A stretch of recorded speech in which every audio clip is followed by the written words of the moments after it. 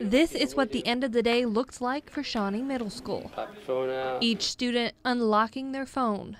Phones to me are a scary thing right now because everything is accessible.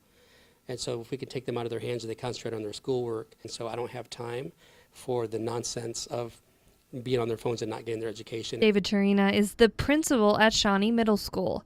His school was one of the first in the district to try out what are called Yondr Pouches, and he says they are a major improvement. We have confiscated 7 phones since August the 8th, and 3 of those were one person.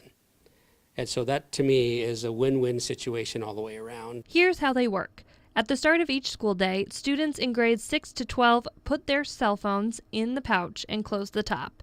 Once closed, they can't be reopened until the end of the day.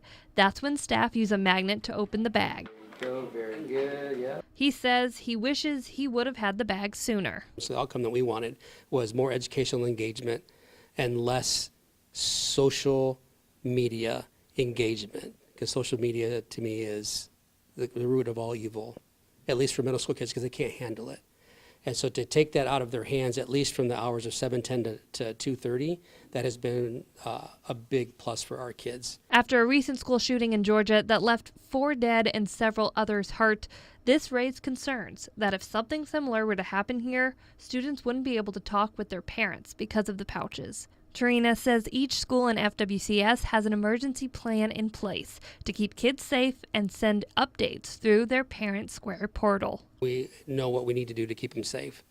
And having kids text and do those things, I'm not sure what that would add to that terrible event anyways. He says keeping cell phones out of the classroom is also a state law.